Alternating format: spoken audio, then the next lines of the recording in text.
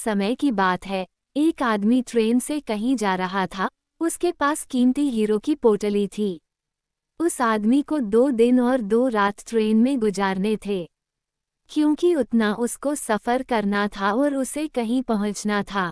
सफ़र के पहले ही दिन एक चोर की नज़र उस आदमी के हीरो की पोटली पर पड़ गई। अब चोर ने दिमाग लगाया और एक बड़ा सा बैग लेकर उस आदमी के पास जाकर बैठ गया और उस आदमी से मीठी मीठी बातें करने लगा। चोर ने सोचा कि रात में जब सब सो जाएंगे तो मैं चुपके से उठकर उन हीरे को चुरा लूंगा। ये सोचकर चोर बड़ा ही खुश होने लगा। जब शाम का वक्त हुआ, 7 या 8 बज रहे थे, तब चोर सो गया। क्योंकि उसे रात में जागना था और हीरे चुराने थे, इसीलिए वो जल्दी से सो गया। जब उस आदमी के सोने का वक्त आया, उस आदमी ने चुपके से अपने हीरो की पोटली अपने बैग में से निकालकर उसके पास जो आदमी सोया था उसके बैग में डाल दी और उस आदमी के पास कौन सोया हुआ था? वह चोर ही सोया हुआ था। ये सब करने के बाद वह आदमी आराम से सो गया। रात के जब 2-3 बज रहे थे, तब वो चोर उठा और उसने देखा सब लोग सो गए हैं। फिर उसने उस आदमी के बैग को अपनी तरफ खींचा और उस बैग को पूरा चेक कर लिया। उस बैग में कुछ नहीं मिला।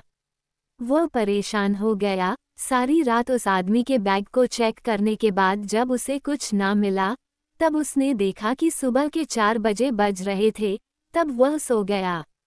उसके सोने के बाद वह आदमी उठा। उसने अपने हीरो की पोटली उस चोर की बैग से निकालकर अपने बैग में वापस रख ली। जब सुबह हुई और वो चोर सोकर उठा, उसने देखा कि हीरो की पोटली तो उस आदमी के पास ही है। उसे लगा कि रात में मैंने कुछ गड़बड़ की है। शायद उस आदमी के बैग को अच्छे से चेक नहीं किया। उसने फिर से प्लान बनाया कि इस रात बैग को अच्छे से चेक करना पड़ेगा। वह चोर फिर से शाम होती ही 7 बजे जल्दी से सो गया और उस आदमी ने फिर से अपने हीरो की पोटली को अपने बैग से निकालकर उस चोर के बैग में डाल दी। चोर रात में फिर से उठा, उस आदमी के बैग को खींचा, फिर से ढूंढने लगा, लेकिन हीरे नहीं मिले। वह परेशान होकर फिर से सो गया। वह आदमी सुबह के 5 बजे उठा, अपनी हीरो की पोटली चोर की बैग से निकालकर अपने बैग में वापस डाल दी।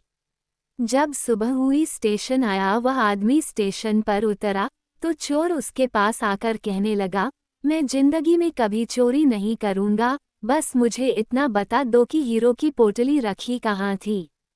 उस आदमी ने कहा, अरे मूर्ख, तू अपना सुख दूसरों की तरफ ढूंढ रहा था। अगर तू खुद के अंदर जाता तो तुझे सुख जरूर मिलता। अगर तू अपने गिरेबान में झांकता तो तुझे पता चलता कि तू चोर नहीं, मालिक था। वो हीरो की पोटली तेरे ही पास थी। दोस्तों, इस कहानी से हमें बहुत बड़ी सीख मिलती है। हमेशा अपना सुख दूसरों की तरफ ढूंढते रहते हैं और बहुत से लोग हमारी जिंदगी में आते जाते रहते हैं। कोई हमें सुख देता है तो कोई हमें दुख देता है। बहुत से लोग ऐसे होते हैं जो अपनी खुशी दूसरों पर निर्भर कर देते हैं।